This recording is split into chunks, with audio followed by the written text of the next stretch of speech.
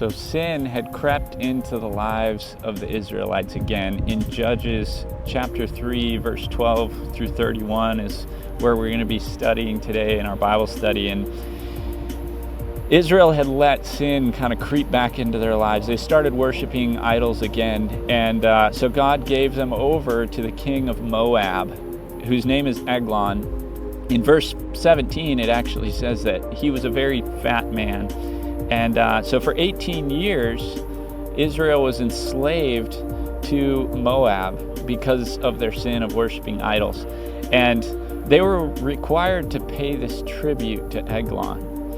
And it doesn't say what that tribute was, but maybe it was like some agricultural items like livestock or wine or olives, or maybe it was some precious materials like silver or lumber or something like that. But it wasn't like paying taxes. It was more like slavery. And the people of Israel, if you remember, they had just left Egypt to get out of slavery and come to the promised land that God had given them to be free. And here they show up, they don't do what God says, they don't drive the people out, and so now they're in slavery again to the king of Moab. And eventually, Israel cried out to God, and so God raised up a deliverer for Israel, and his name was Ehud. And he was a left-handed man and a secret assassin. Ehud made a double-edged dagger as a sword about 18 inches long, and he strapped it to his right thigh under his clothes. Now, most men were right-handed, and so the king's guards would only check the left side of a person for a weapon. But Ehud, being a lefty, he could sneak a weapon in. So the Israelites sent Ehud to deliver this tribute to Eglon. And while they're in the upper room, they're alone, Ehud says to Eglon, he says, "I have a message from God for you." And then he shanks him. He sticks him with this dagger. And in verse 22, it says that the king was so fat that the handle of the dagger went in and the fat closed around it. And then the king pooped himself and died. You can't make this stuff up.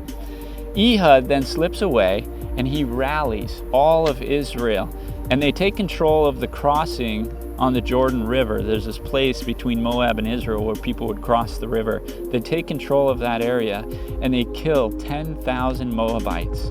And then the land had peace for 80 years. And what's crazy to me is how Israel allowed sin to creep back into their life. God had set them free, and yet they let this sin kind of creep back into their life. And then not only that, but they funded it. Like they were paying tribute to the king of Moab, to the people that were oppressing them, to the people that were leading them into sin, the people that God had commanded them to drive out of the land. What sin has crept into your life? How are you giving power to the sin that is in your life? You see, Israel, they let that sin creep in, and then they paid tribute to it. They reinforced it. They funded it, and they never addressed it. And we let sin creep into our lives, and we allow it to have power over us.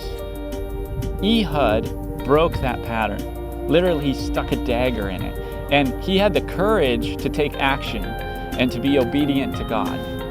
And I want to encourage you, right, to be a leader, to step up against the wickedness, against the evil in your life. I want to encourage you, have courage like Ehud did, and be decisive. Take action against sin. If you see sin creeping into your life, address it. If you see sin creeping into a friend's life, confront it. Don't let your sin enslave you. Instead, take action, put a dagger in it.